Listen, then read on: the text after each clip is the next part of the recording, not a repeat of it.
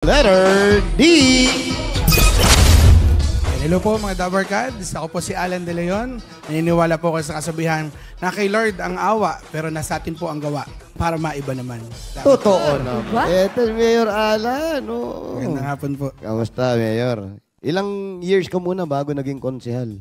At 2 terms po ako naging konsehal ng bayan ng Taytay, then kapitan po ako ng barangay ngayon. Okay. Kapitan. And then mayor. Oo. So, konsehal, tapos kapitan. Opo. Tapos, ang laki ng hinakbang, ha? Pero nag-umpisa sa konsehal. So, mayor, ngayon chief executive ka ng Taytay. Yes po. Kamusta naman? Ilang linggo nang tumatakbo metro, sir?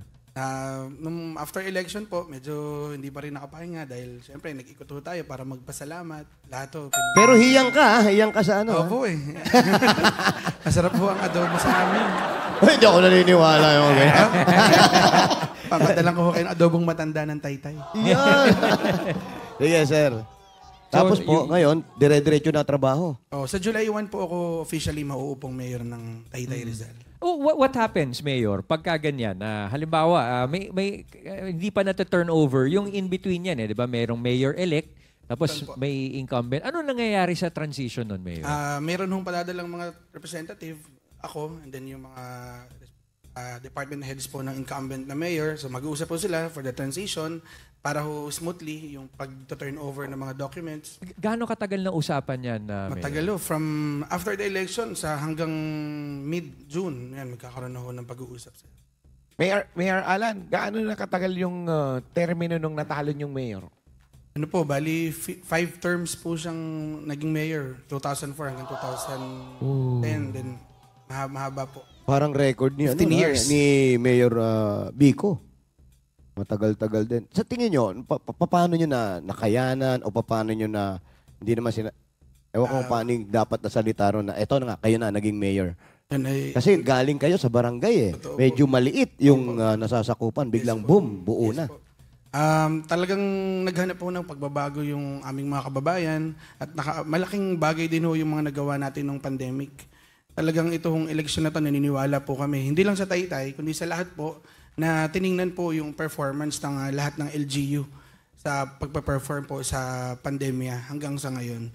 So yun po yung ating mga nagawa at ano na-accomplish natin at anong plano natin sa susunod po na 3 taon.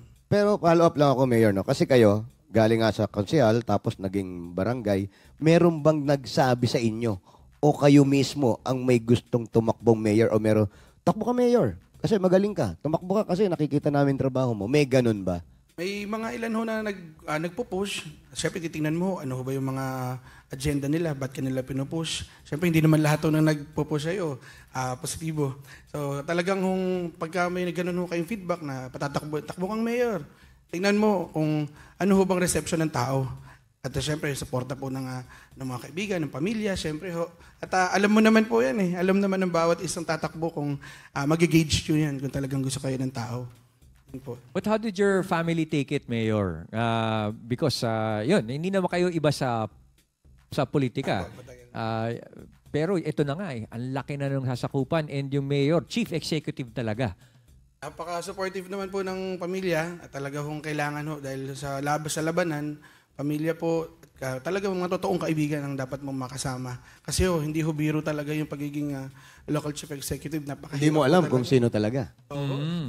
Hanggang sa end of the day, talagang pag naitaas na yung kamay mo, doon lang matatapos ang laban. Pag naproklama ka na. Then simula ho ng panibagong laban sa paglilingkod.